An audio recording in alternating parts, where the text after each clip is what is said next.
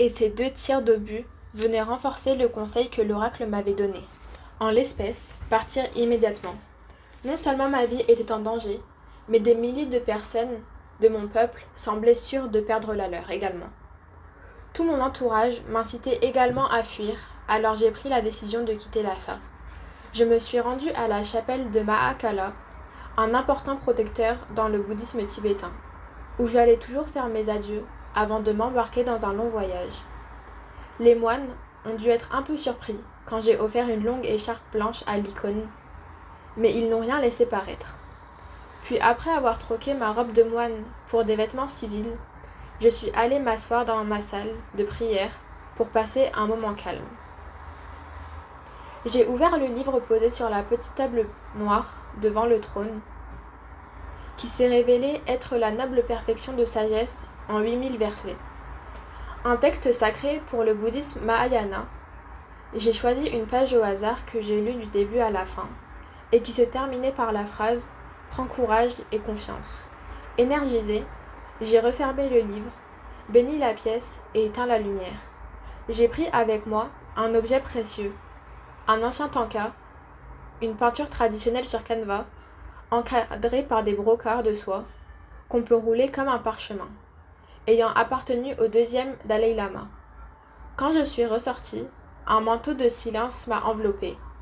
J'entendais le bruit de mes pas et le tic-tac de l'horloge murale. J'ai pris le fusil d'un de mes gardes du corps qui se tenait devant la pièce, et c'est ainsi que le 17 mars à 22h, j'ai glissé mes lunettes dans ma poche et je suis sortie du palais Norbulinga, déguisée en civil, un fusil à l'épaule. C'était une expérience vraiment étrange, j'avais peur, mais j'avais aussi un problème beaucoup plus pratique à gérer. Comment ne pas trébucher en marchant sans mes lunettes? Quand j'ai franchi le portail, j'ai senti la présence d'une grande foule rassemblée à l'extérieur du palais. J'ai prié pour eux. Je m'inquiétais du sort qui attendait ces milliers de Tibétains innocents. Après mon départ, le gouvernement tibétain à Lhasa a poursuivi ses activités comme si j'y m'y trouvais encore. Une fois que nous nous sommes mis à l'abri de la menace immédiate d'une capture par l'armée populaire de libération, personnellement, le sentiment le plus fort que j'ai éprouvé était le soulagement. J'avais aussi clairement conscience d'être désormais en mesure de dire ce que je pensais et de critiquer ouvertement la politique du gouvernement communiste chinois. Ce sentiment de liberté était si vivace, si puissant. Les 9 années passées à travailler avec les Chinois communistes au Tibet et à Pékin avaient lesté mon cœur d'un lourd fardeau. Mais je pouvais à présent respirer l'air de la liberté. Tôt le matin, alors que nous traversions le col de Shela, le guide qui menait mon cheval m'a dit que c'était le dernier endroit depuis lequel on pouvait encore voir le palais du Potala. Ces bâtiments blancs et rouges aux allures de forteresse qui s'étendaient sur tout un pan de montagne, en surplomb de Lhasa, une image frappante. Il a l'air de faire volte-face à mon cheval pour que je puisse l'admirer une dernière fois. Le cœur lourd, j'ai dit au revoir à Lhasa, la capitale du Tibet, où j'avais grandi depuis l'âge de 4 ans. J'ai prié de pouvoir y revenir un jour. Peu après, le 20 mars, l'armée chinoise a bombardé la foule et le Norbulinga, tuant de nombreuses personnes. L'armée populaire de libération avait alors un plan d'attaque bien établi. Quand j'ai appris la nouvelle de la bouche d'un messager pendant mon évasion, j'ai prié pour mon peuple. Nul ne sait exactement combien de personnes ont été tuées à Lhasa. On m'a affirmé avoir vu des milliers de corps à l'extérieur et à l'intérieur du Norbulinga. Ce qui s'est passé au Norbulinga à Lhasa, à Chokpori, une colline en face de Lhasa, où se trouve l'école de médecine tibétaine, et au monastère de Sera, pendant plus de 2 jours de bombardements incessants était un massacre. Nous avons atteint Lunsejong, dans la préfecture de l'Oka dans le sud, une ville au bord de la frontière avec l'Inde. Notre intention initiale était de ne pas partir directement en exil en Inde. Je voulais négocier avec les Chinois depuis un lieu où j'étais en sécurité et voir si je pouvais continuer de diriger le gouvernement tibétain. Néanmoins, quand les nouvelles des événements qui s'étaient produits juste après ma fuite et qui continuaient de se produire nous sont parvenues, nous nous sommes convaincus qu'il était inutile de discuter avec la République populaire de Chine En outre, les autorités chinoises de Lhasa avaient annoncé la dissolution du gouvernement tibétain. Par la suite, j'ai entendu dire lorsque Mao a été informé de mon évasion, il s'est exclamé « Nous avons perdu ». Mao s'était probablement rendu compte que si je ne résidais pas au Tibet, la Chine aurait du mal à justifier la légitimité de leur autorité et de leur présence dans le pays. Il avait raison. Cette question de légitimité est au cœur de la présence de la Chine au Tibet. Même après 7 décennies d'occupation, nous avons fait halte à Luochezhong pour évaluer la situation. En revenant sur les 8 années qui s'étaient écoulées depuis la signature de l'accord en 17 points, et notamment sur la période suivant mes visites en Chine en 1954-1955 et en Inde en 1956 et 1957, malgré tous mes efforts pour trouver un accord, il semblait clair que la tâche était tout bonnement impossible. Un vieil adage tibétain capture bien l'essence de la relation entre les Tibétains et les Chinois. Les Tibétains sont déçus par leurs espoirs, les Chinois sont déçus par leurs soupçons. Le 26 mars 1959, à Luochezhong, j'ai officiellement dénoncé l'accord en 17 points et annoncé la reconstitution de notre propre gouvernement du Tibet en tant qu'unique autorité légalement constituée pour le pays.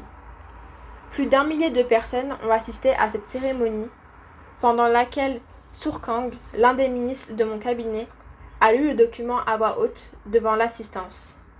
L'incipit de ce texte, qui annonce la formation d'un gouvernement légitime du Tibet, est le suivant.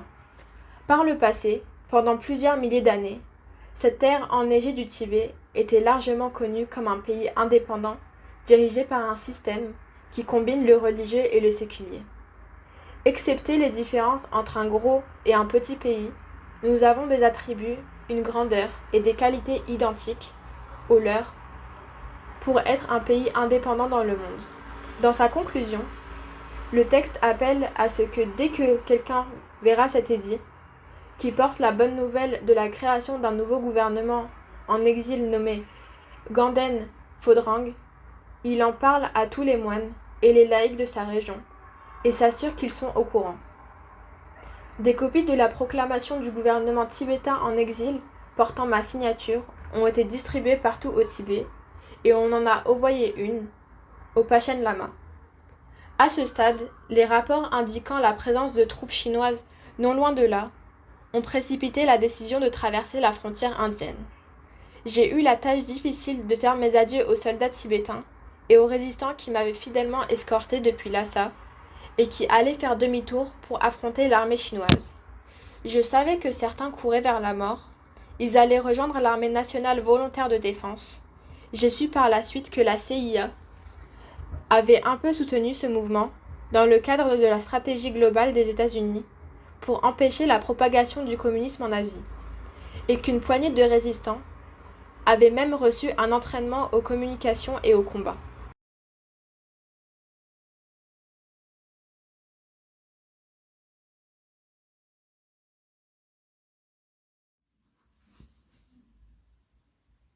Nous avons décidé de quitter Luochezhong pour rallier la frontière avec l'Inde. Après 2 jours de chevauchée pénible, nous avons atteint Mangmang, le dernier village tibétain avant la frontière, où j'ai trouvé pour mon plus grand plaisir l'un des officiels que j'avais envoyé demander si l'Inde accepterait de me recevoir avec mon entourage. Il m'apportait de bonnes nouvelles. Le gouvernement indien acceptait d'accorder l'asile à mon peuple et à moi-même. Cette nuit-là, à Mangmang, je me suis sentie en sécurité pour la première fois depuis de nombreux jours. Une seule piste menait au village et elle était bien gardée par plusieurs centaines de résistants tibétains. Alors, à moins que les Chinois nous envoient des bombardiers, je savais que nous étions à l'abri. Mais la météo n'était pas très clémente. Une pluie torrentielle tombait et ma tente fuyait de toutes parts. J'ai été obligée de rester assis toute la nuit et le lendemain, j'avais attrapé froid. Mon indisposition nous a forcés à reporter de 2 jours le trajet jusqu'à la frontière. Et quand nous avons fini par prendre le départ, comme j'étais trop malade pour monter à cheval, on m'a installée sur un dzô, un croisement entre un yak et une vache. C'est ainsi que j'ai parcouru les derniers arpents sur le sol de mon pays. Le 31 mars 1959, notre petite troupe est entrée en Inde. Depuis, je n'ai jamais pu retourner dans ma patrie.